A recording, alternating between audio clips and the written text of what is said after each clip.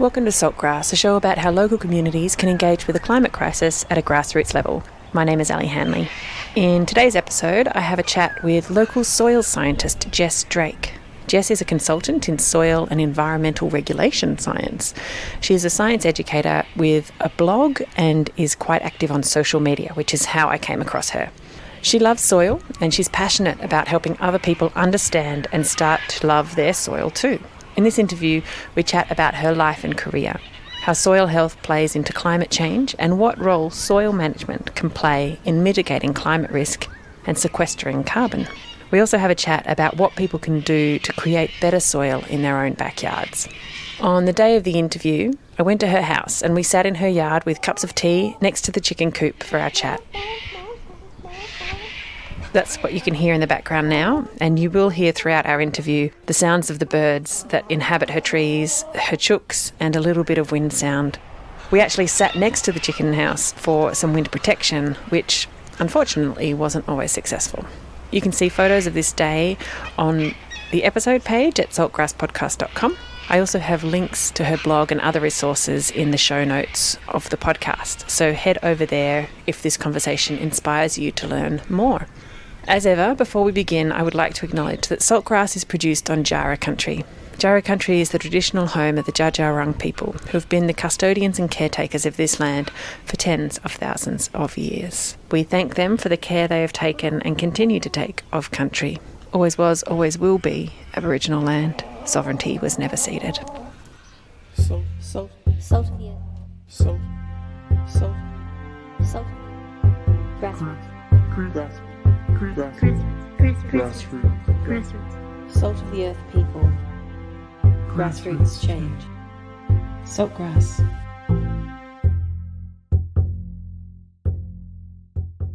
Listen to all episodes of Saltgrass on your podcast app or at saltgrasspodcast.com. So I would describe myself as a soil scientist. I went to uni to do environmental science and I didn't really know what I wanted to specialise in. And I was trying out a whole bunch of different courses to see what part of environmental science I really wanted to do.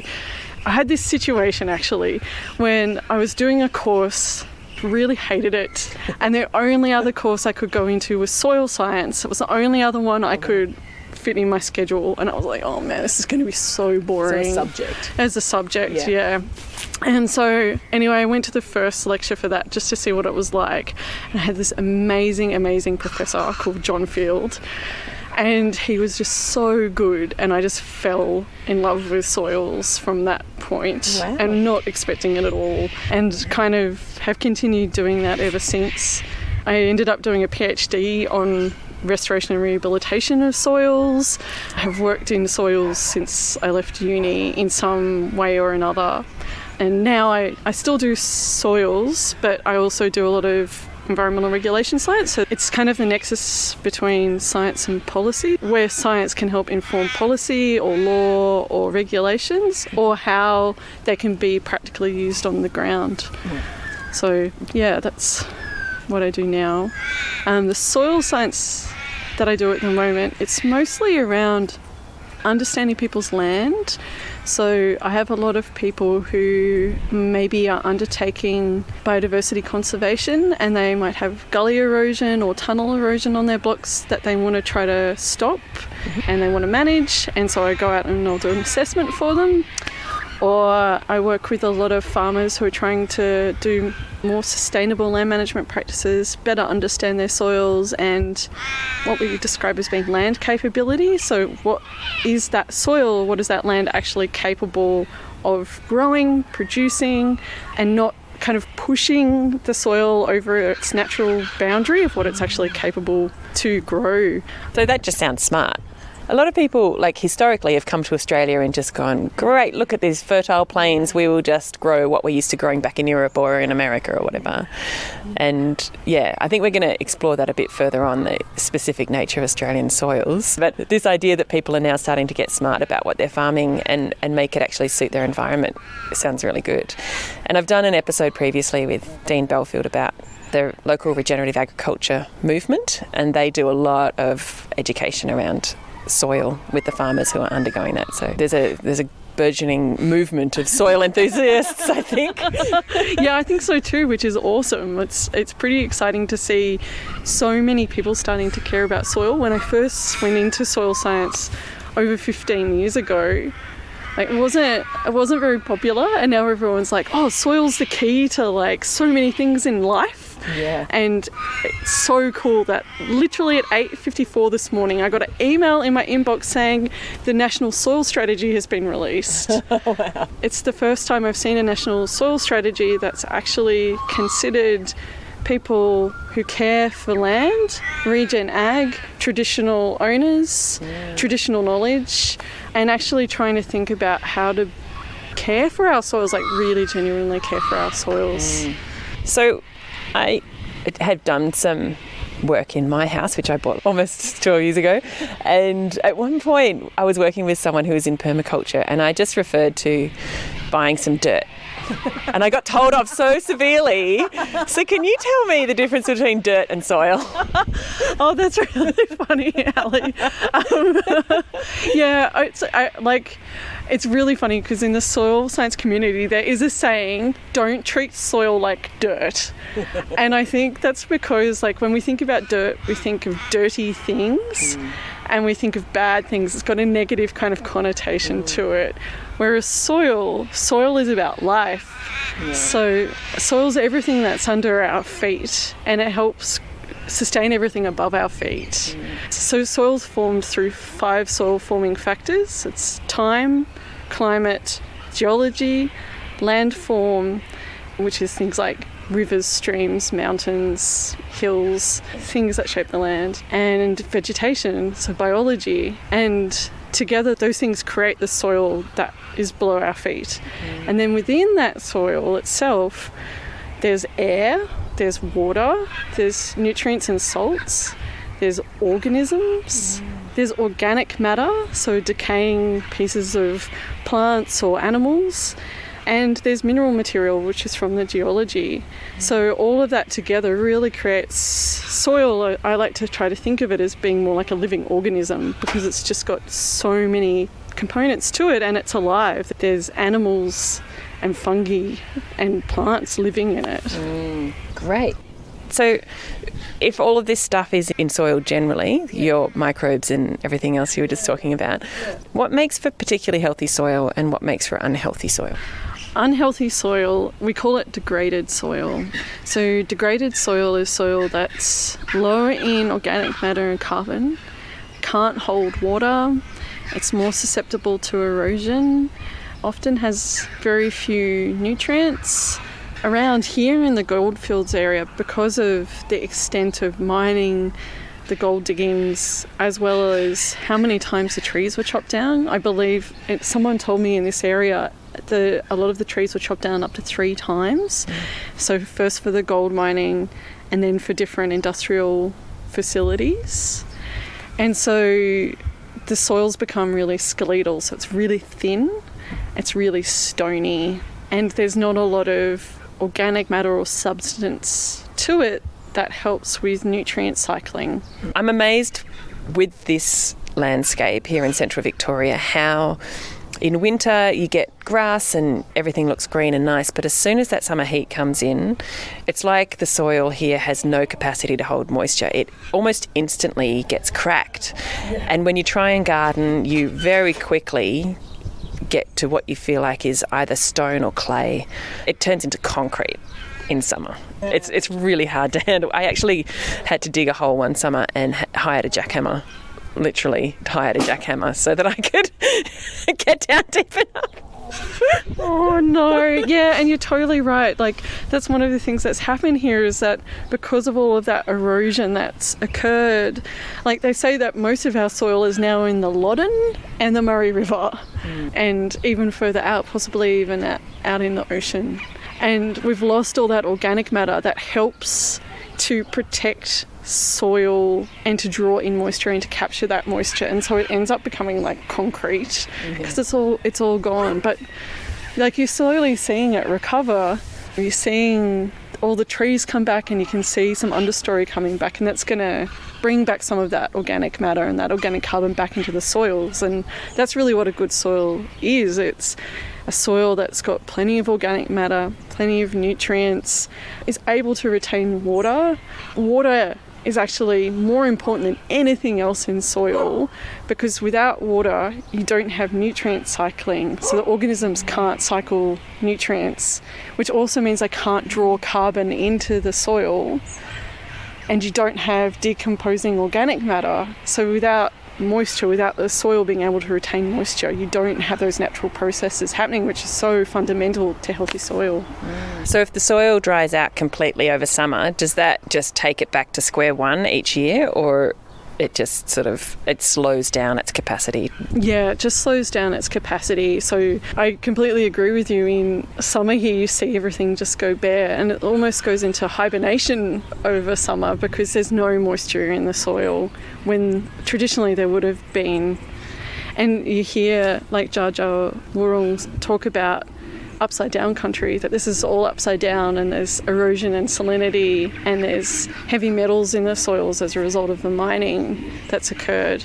And that's what it is like you can walk around and you see these mullock heaps or these piles everywhere. It's the soil that's been turned upside down on top of their country. And so you bought this place 3 years ago, and we're sitting in your backyard right now, and people will hear the chooks in the background and all the galahs and whatever other birds are around. Yeah. But you were just telling me earlier that you've had to deal with the long ago results of mining in your backyard. Yeah, that's right. So my yard is really interesting. We actually have soil. So down to the back of the block here, I've got some fruit trees growing, and that's all in soil, which is amazing. Lots of people say there's no soil around here. There is soil, it's just not everywhere anymore.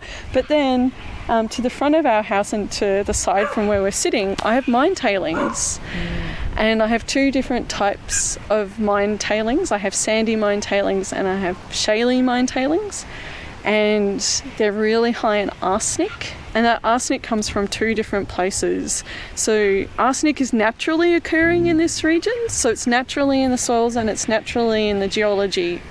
But what happened with the mining and the history of the gold mining is they used arsenic to extract the gold, but also as a result of the processing of the rock to get the gold out, they increased the concentration of arsenic in those tailings. So they're really, really high in heavy metals, and you can't eat from it.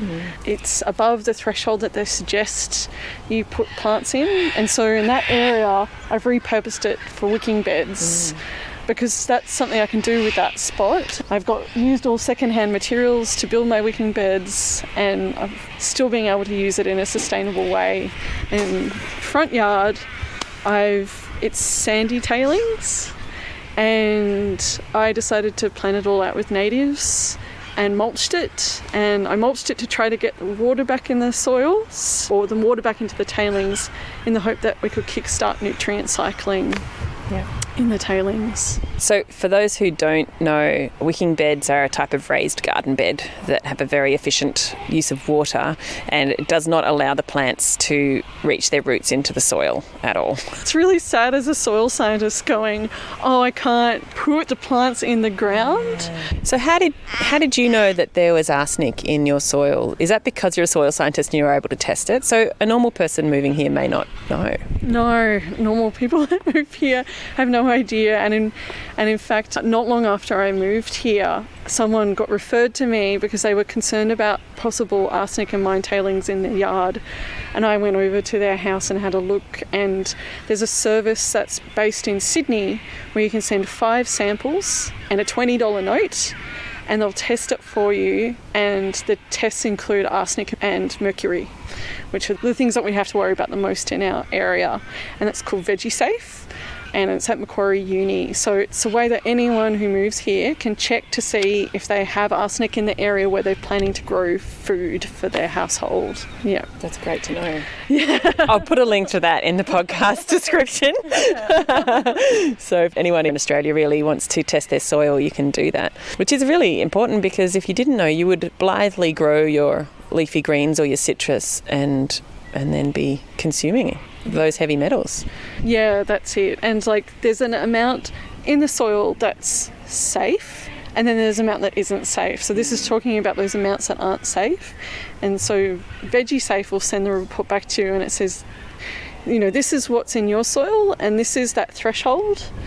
And it's a threshold in soil, it's not what's in the plant, because it's really hard. There's not a lot of science about the uptake of heavy metals into different types of plants.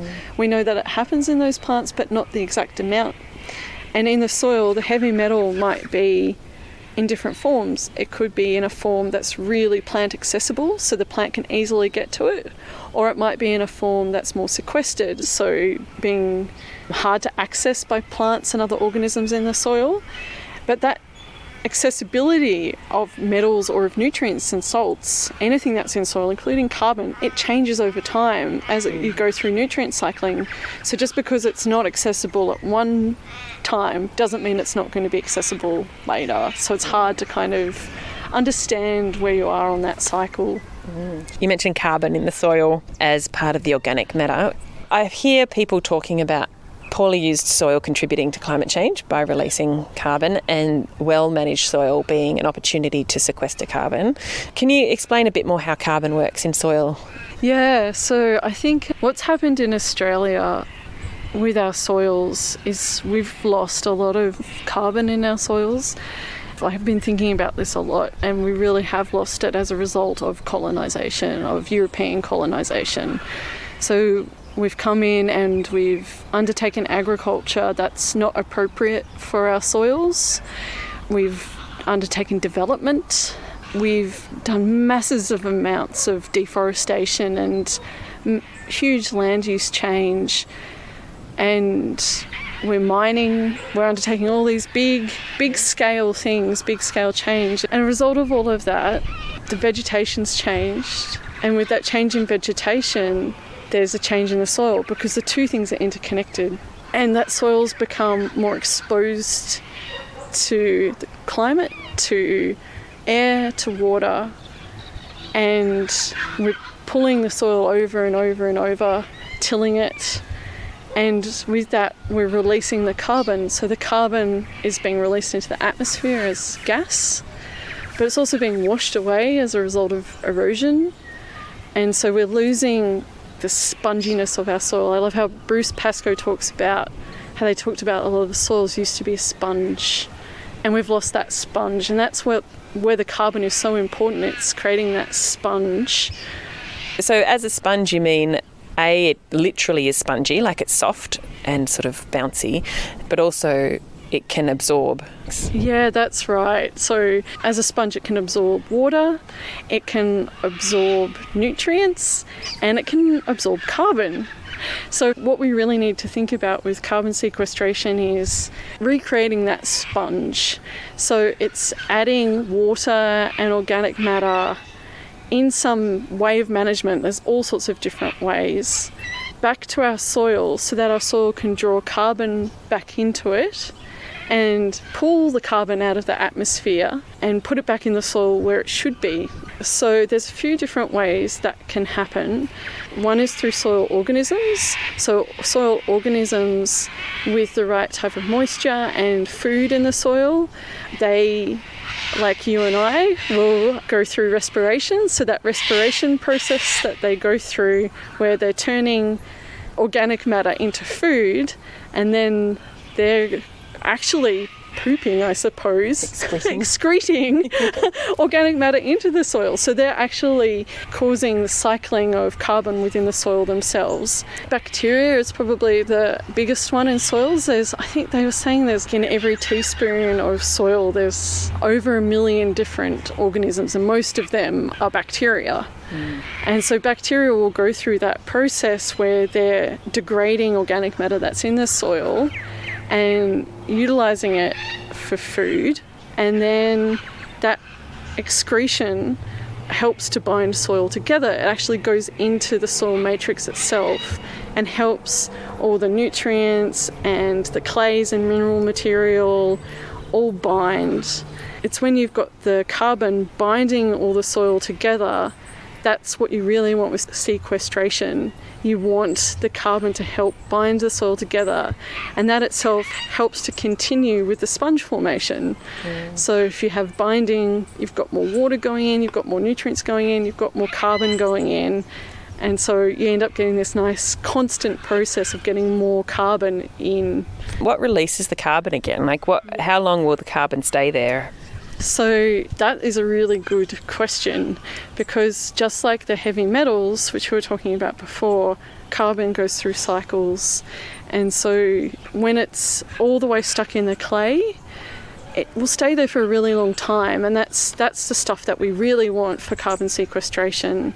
But if we do management activities like constantly till the soil, all the soil gets broken up, and so it's exposed to the environment again, and then you have the process of it going up into the atmosphere or being washed away again. But the other thing that can happen is that it naturally cycles. So you've got carbon constantly being broken down into smaller and smaller carbon chains and different types of carbon by different level of organisms. So you've got your worms at your starting point kind of breaking down the big bits of organic matter, and then maybe the next organism might be something like, beetle or something will eat their excretions, and then you have the microorganisms with that excretion, or the fungi, and then you're getting smaller and smaller pieces of carbon in the soil. So you kind of got this continuous like spiral, I suppose, of breaking down carbon into the soil until it's at that point where it's actually helping to bind the soil together. People talk about planting hundreds of trees or thousands or millions of trees to save the world. What role do trees and other plants play in that? And how useful is it to actually plant 1 trillion trees? Yeah, vegetation is so important for soils. Vegetation, any type of vegetation, really will help to protect soils. It protects soils from the water and from the wind, so that's helping protect those losses that might occur from soil. But it also helps to draw carbon down into the soil. So where you have all those roots and there's root systems in soil, there's all these organisms that live around those root systems, and there's being water drawn into the soil, and there's nutrient cycling happening, and that's where a lot of those carbon cycles are also occurring in the soil, is at that root interface. And then you have organic matter falling off of your trees or coming off of your vegetables into the ground, and that's providing that food for the organisms that are then going to use it to get the carbon back into the soil.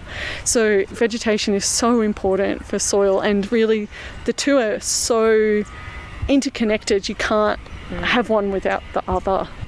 Part of the tree's respiration is to literally draw carbon out of the atmosphere and then utilise it. And I guess it then gets locked into its cells and its biology and then falls to the ground and becomes part of the soil, unless we burn it or whatever else we do.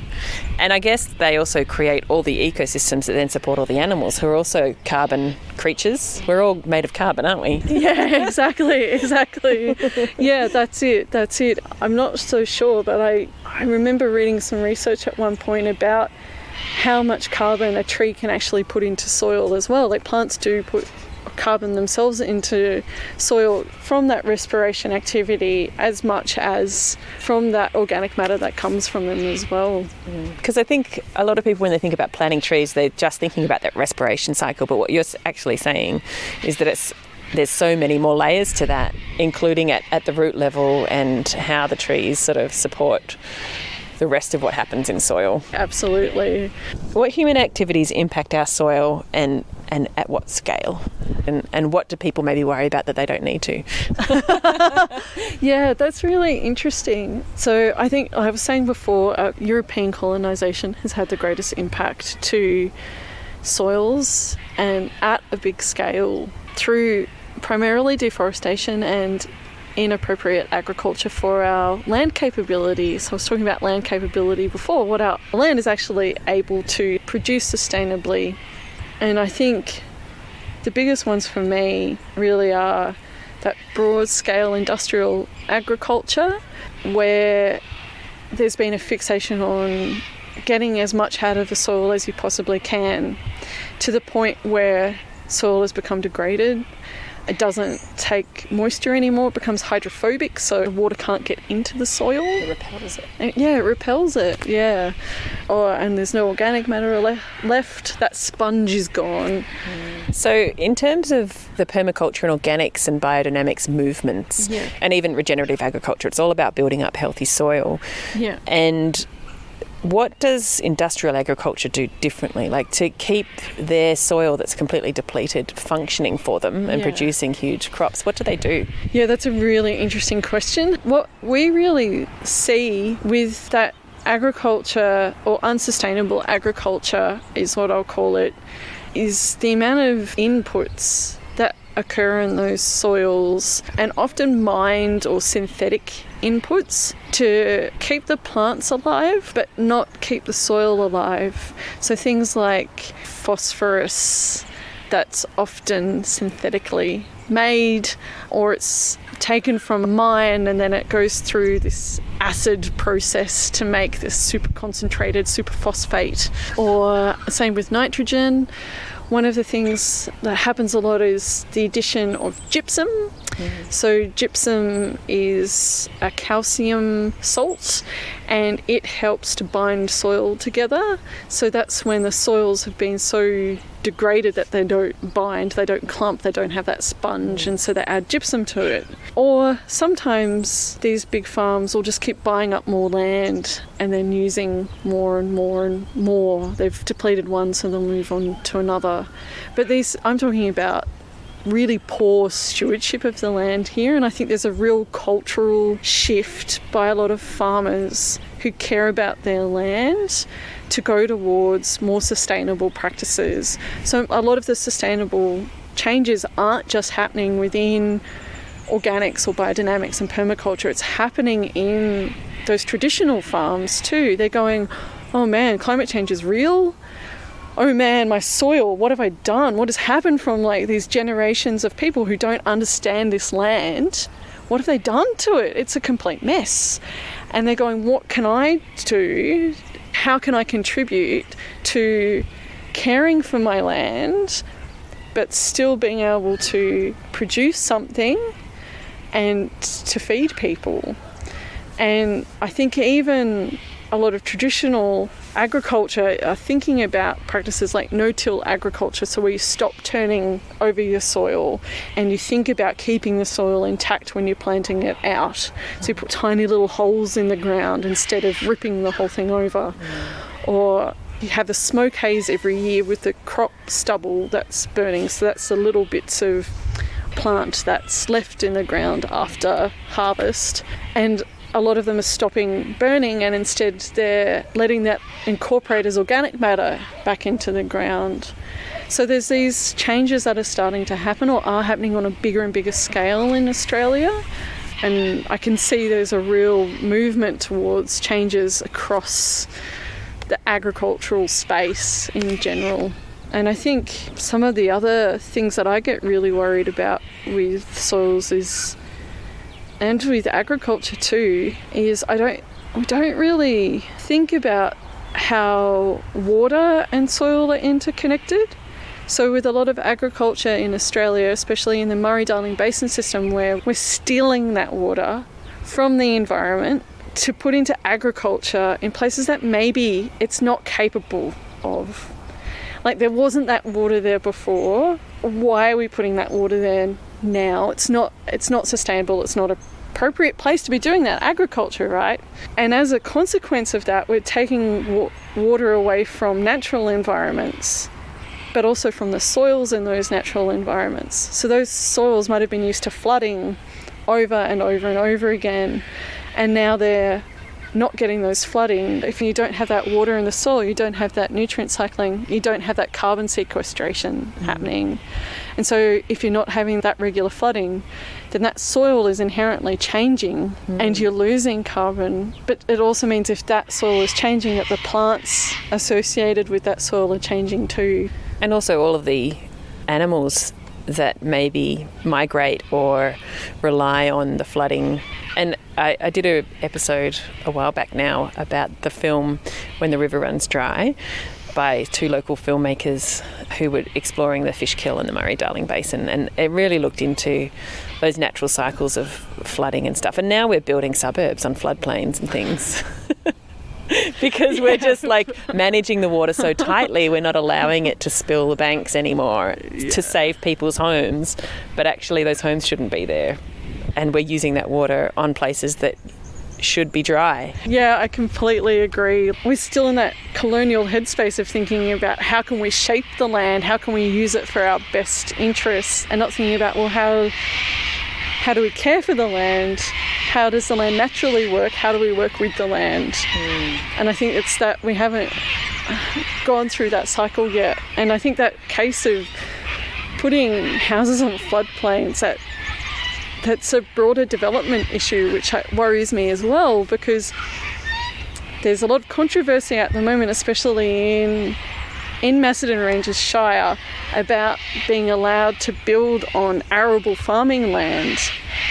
And development is slowly encroaching more and more on healthy, good soil that's actually got good capability, or might be full of good native plants and vegetation and is healthy, and we're just putting houses there. And getting that balance of places for people to live versus how should we actually be using this land, how should we be caring for this land. It's really bothers me. So we've been doing a bit of collaboration with a little ethical NGO called Ethical Fields, and they're really interested in effective altruism of degraded land. So that's working out what is the most effective with the dollar and with time and with resources way of using degraded land. So is it putting in solar panels if the land is really degraded and like it's just not recoverable? Is it planting things? Is it community gardens? Is it, in the cases of old mine voids, can you put in little hydropower stations? Like what are the ways that you can use this degraded land that's going to be beneficial? It tries to decarbonise and sequester carbon and is good for community. That's really ultimately what they're thinking about. So they're kind of spread out all around Australia. Some of them live in Melbourne, some of them are in Newcastle. Yeah. And they work with a lot of communities in those spaces. In Australia, we've got so many different environments, from tropical rainforests up north to alpine areas to desert. What can you tell me broadly about Australia and Australian soil as unique to other places in the world? Yeah, Australian soils are some of the oldest soils in the world. And because they're so old, they're naturally pretty poor if you think about it in a European agricultural context. So they don't have a lot of nutrients, they don't have as much carbon, they don't have as many organisms as maybe soils in Europe. And we've done this thing where we directly compare our soils in Australia with soils overseas, soils in North America or Canada or Europe, and you can't do that because our soils are so different. They're formed through completely different processes. They've been here in a geological sense a lot longer than a lot of the soils in those countries. So the biggest difference between our soils in Australia and the soils in those places are that the soils in places like Europe and North America, they're newer. They're much, much newer because a lot of them have been formed through glacial processes, and they've been formed through glacial processes that didn't happen that long ago. I have cousins in New Zealand, and they've got very tall, impressive mountains, and America's got beautiful mountain ranges, and so is Europe and through Asia. And they look at our mountains and they laugh, and they know they're not really mountains, they're just hills. And our most impressive mountains are not really mountains to them, but that's sort of a sign of how old the mountain ranges are. Yeah, you're totally right, Ali. Yeah, completely right. Yeah, we've just had so much weathering in Australia, just that constant rain and wind and rain and wind and rain and wind. But the roundedness, you know how you see pictures of Mount Kosciuszko and it's really round, it's not this big tall peak. And it's that roundedness actually demonstrates that really long erosion process where it's happened over hundreds of thousands of years. Whereas all those other countries that you're talking about with the big peak, they haven't had nearly as much erosion because they're really pointy. Yeah. And so just thinking about the world, how does Africa or, say, China compare? I know China's got massive mountain ranges in the Himalayas, but sort of that plains or the steppes. Yeah, so they have a lot of really old soils as well because they're similar. They haven't gone through more recent either glacial or volcanic, like in New Zealand, processes. So they've got really old soils too. I have heard, and I'd have to double check this, that we do have, our soils are older than China or Africa in those places where they have the flatter, kind of more arid landscapes as well. What you're saying is that naturally Australia has the oldest soil, which is more depleted, but when white people first invaded and colonised, they have descriptions of here in central Victoria, the landscape being beautifully lush and deep, like knee-deep, soft soils, and even the way the plants all interacted. We had massive trees and open plains and all sorts. Yeah, no, Ali, you're totally right. And I think that the thing to think about with that is that our plants and animals have adapted to this old soil. So of course it was lush and beautiful because all those plants were supposed to be here. They were protecting the soil or in harmony with the soil. They were all working together. And we had our First Nations people who knew how to care for the country. They knew what to grow where, all the beautiful Murnong fields that were everywhere. They knew what the land could sustain. And I think that's, Europeans came here and they went, oh, we've got to do the same things as Europe. But they had this soil, this new fresh soil that was full of nutrients and that could sustain those plants and the plants that they brought here. But the soils here weren't adapted for those plants. They took it completely out of context and didn't stand back and go, hey, what are the First Nations people actually doing here? Like, how are they looking after this country? Yeah, that's really interesting because I think the assumption obviously was, hey, these people don't have our technology and they don't have our farming methods. They must have just not been smart enough to figure it out. But actually what we're hearing through people like Bruce Pascoe and others is how sophisticated the Indigenous way of living on this land was and how actually they didn't need all the trappings of civilization because they had figured out. Yeah, they totally had everything figured out. Then our ancestors came along and just screwed everything up. Let's talk about you and your blog and what you're doing locally, because when I first came across you, it was on Facebook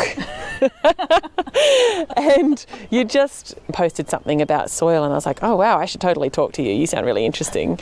And when I commented saying, oh, I'd love to chat to you on my show, so many people said, I'd love to hear an interview. Oh, I really want to hear that. That's such a great idea. So you're known locally because you've been running a little blog about soil. Maybe just tell me about what you're doing with that blog and what you're hoping people will pick up from what you're saying. I started a blog in about 2010. It was during my PhD. And I just needed to do something creative and fun with soils. It wasn't just hyper-focused on doing research. My plan with that blog was to make it an engaging, fun, interesting and accessible way to understand soils and soil scientists. And I had a lot of fun with it at the time because I met other awesome soil scientists around the world. I met other science communicators. It was just when science communication was really starting to take off.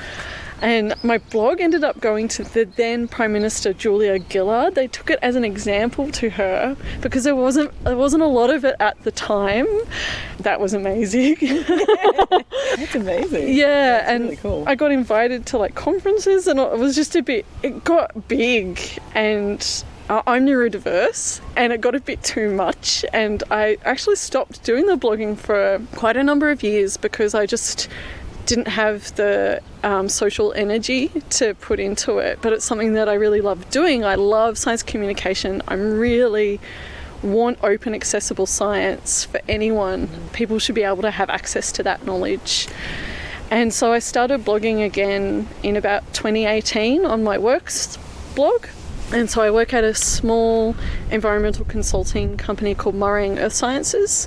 So it means mud in Wiradjuri.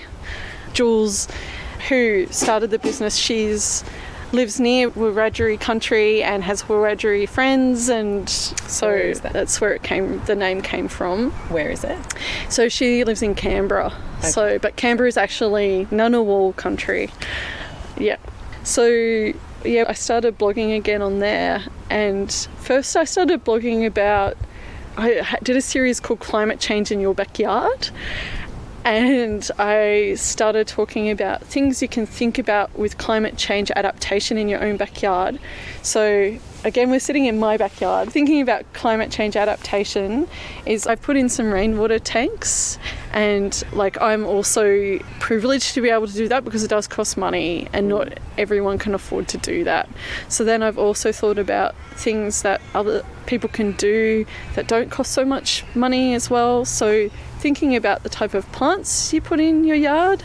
So I've put in a whole bunch of different type of food plants, so European things, but also native species. Auntie Julie is the one to talk about all of this, so I'm not going to go into any detail, but I've put in a bunch of bush foods that I know can live around here. But I've also thought about native plants that I've put in. I haven't just put in endemic plants or native plants that are known to be in this region. I've also thought about we're going to be like Dubbo or like Mildura in 30, 50, 80 years time. Yeah, that's kind of still up in the air. So I've thought, well, what plants live there, and planted some of those here too. I've gotten some kangaroo grass seeds that have come from that area and planted them here because they should be more adapted to those sort of conditions that we're expecting. So when we moved here, I went, now I've got a garden, I can actually think about what I can do to adapt to climate change, not just for me personally and for terms of food, but also for the biodiversity. So thinking about putting in plants that can help sustain that biodiversity. And I went to this awesome website, and it's a collaboration between the Bureau of Meteorology and I think CSIRO and Australian government, and you can go and look up your climate analogue. You can go, this is where I live, and it'll say what the climate's going to look like in 20 years, 50 years, 80 years where you live, and it will compare it with somewhere else in Australia that's already like that. So if you go to this website, it says, this part of Victoria is going to be like Dubbo. And Dubbo is quite arid. I don't think it's described as completely arid. I think it's described as semi-arid. So that means it has lower rainfall. So I think they have 400 millimetres, 450 millimetres a year. We currently sit on about 550 millimetres a year. It has less rain in winter than what we currently do here. So we're going to be expecting less rain in winter. And some of the other things that they're talking about is longer summer periods. So we're going to have hotter, drier summers as well. And drier not necessarily as a result of evaporation, but because of the heat, because it's going to be hotter. So thinking about plants that are adapted to those type of environments and planting them here, we can think about trying to create spaces where we're still going to have plants for animals and for ourselves, and to try to cool the landscape that's around us to try to get those local temperatures down. And there's some people in town who are doing a lot about that as well, looking at species that are climate cooling and how they're adapted to different climate change scenarios. So you started putting that information into your blog with some achievable tips for backyards. Yeah. And so what's your blog called? It's just our work blog. It's called the Murraying Earth Sciences blog, and we blog about all sorts of things. More recently I was blogging about, and this is how you found me, about common soil problems in your backyard. So when you're worried about the soil's killing your plant, what are the kind of investigative things you can do to work out what is causing that problem. And that came out of community concern. Like, I wrote it because of community concern. I had a lot of friends, acquaintances and colleagues in town who were worried about purchasing soil or organic matter that was contaminated. And so I was like, well, how can I provide a way for people to think through what that might mean? Recently here, right through central Victoria and into Melbourne as well, there were suppliers selling soil and compost, which was maybe, I don't even know what the story is, you might know the story, but it was sort of industrial, perhaps, compost rather than the sort of compost you have in your own backyard. I do and I don't, because I know that there was a concern that there was a herbicide in the soil, and one of the things that I haven't seen, so I can't comment on it very much, is testing results. So I know there was concern about it, and I know some people who were really worried about it could afford the testing, because the testing is really expensive. It can be thousands of dollars. Yeah, right. And it's really not accessible. And it's the responsibility of the person who removes that soil and then sells that soil or that organic material to ensure that it will not be a risk of harm to human health or the environment. It's their responsibility legally. And so, like, really that onus for paying for those tests should be on them, not on the individual. I think that that's one of the things that's happened, is like, if this can happen when we've got legal structures in place to try to minimise these contamination events occurring, what can we do as individuals to try to avoid that scenario happening again? I talked a bit about that in the blog, but some take-home messages or some key messages. It's make your own compost. If you can think about buying mushroom compost. So the reason why I suggest mushroom compost, and you can buy it organic if you're really worried, buy organic, certified organic, make sure it's certified. But mushroom compost, it has to be food safe. So because it has to be food safe, it's less likely to have chemicals in it. A lot of the compost I've used when I've had to bring stuff in because I'm not making enough from our own compost setup has been mushroom compost, because I know it's likely to be nice and clean. Yeah. Some of the things people can do to protect soils, care for soils, help carbon sequestration is plant things. If you've got space to plant things, plant things. Plant things in pots, plant things in ground, plant things. Plant things everywhere. Or if you don't have space, and a lot of people don't, or a lot of people don't have access, or they might not be able to physically be able to do that either, is to think about community organisations that do that type of work. So join your local land care. I know the land care group that I'm part of, they're trying to make it really accessible. So maybe if you can't get down on the ground to dig things, you might be able to help organise the plants or the stakes for the planting. So doing things that don't require so much physical activity. Go to your local community garden. And yeah, there's some of the things that I think are really fun things that people can do to look after their soil and think about carbon sequestration. So people can make their own compost, and you can apply that in your garden where you're growing non-natives, but don't put it where you're growing natives because the natives might get shocked from all the nutrients. But you can use mulch, so rock mulch or weed-free mulch for your native, and that helps lock the moisture in the soil and also provides food to your soil organisms as well. So you're starting to get that nutrient cycling and then that carbon sequestration, and it protects the soil from wind and rain. And the other thing is to learn from the traditional custodians of your country. Like, what did they do? How did they manage their land? How do they want you to care for their country as well? And really listen to them and learn from them.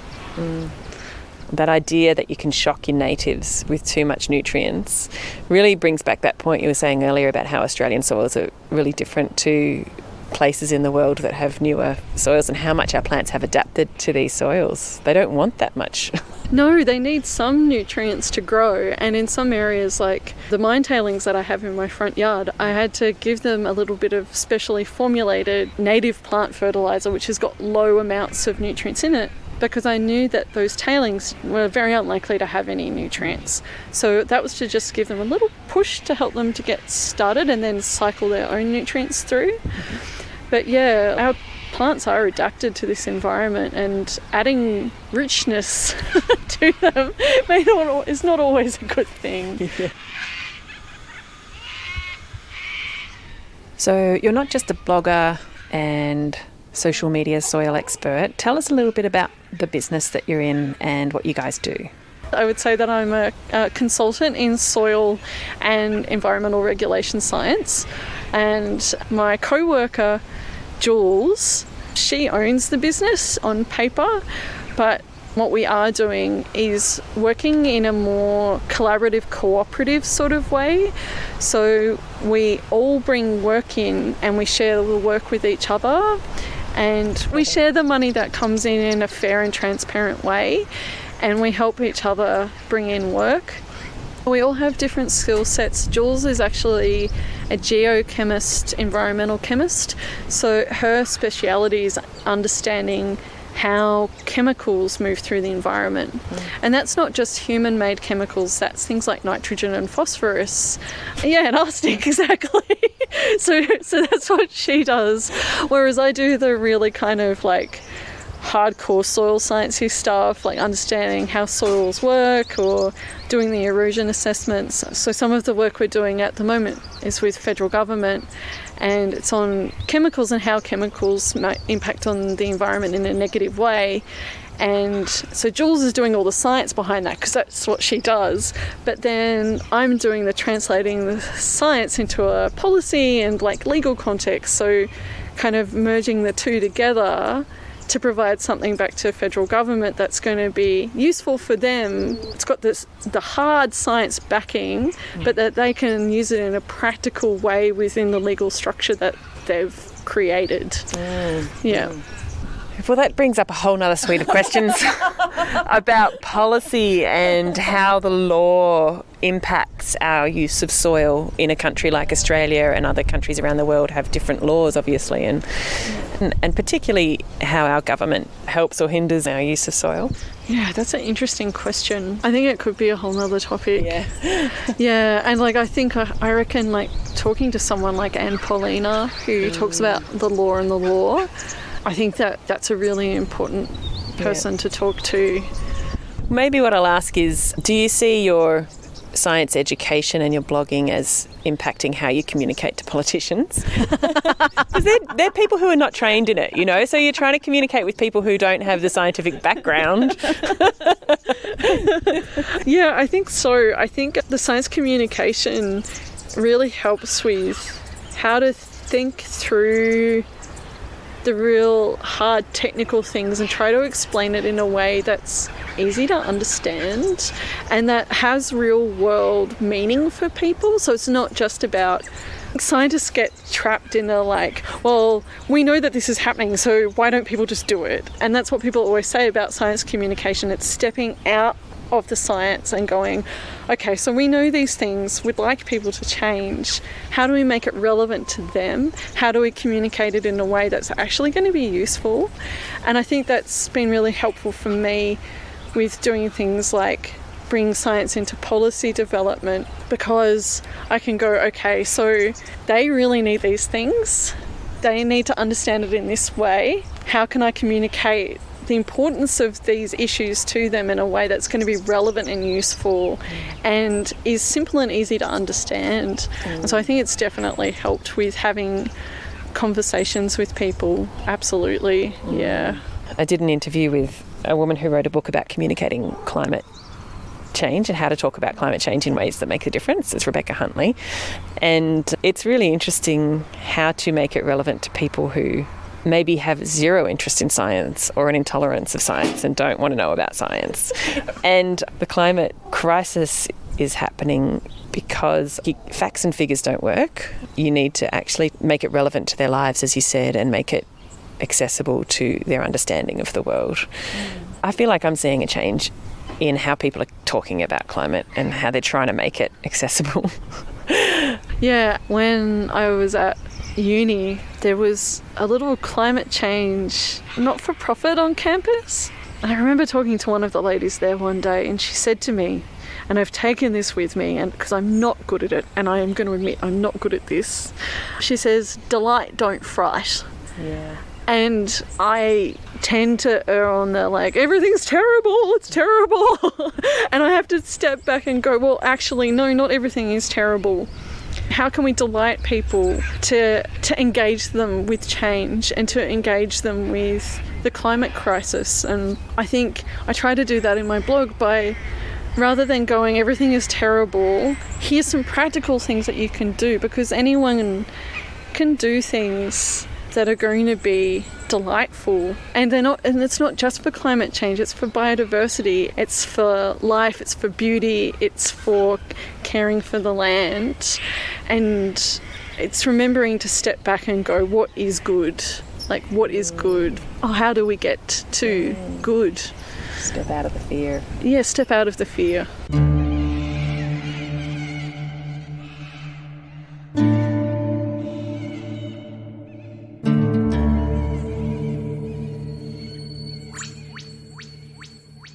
So that was Jess Drake, consultant in soil and environmental regulation science, science educator and blogger about all things soil.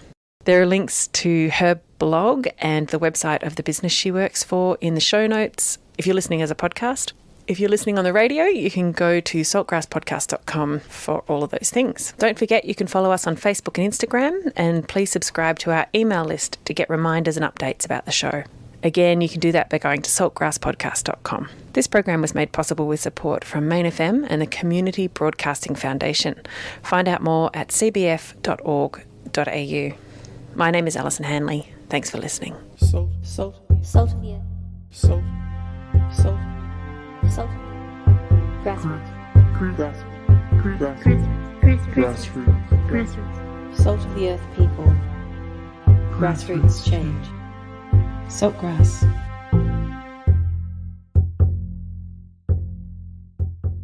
Listen to all episodes of Saltgrass on your podcast app or at saltgrasspodcast.com.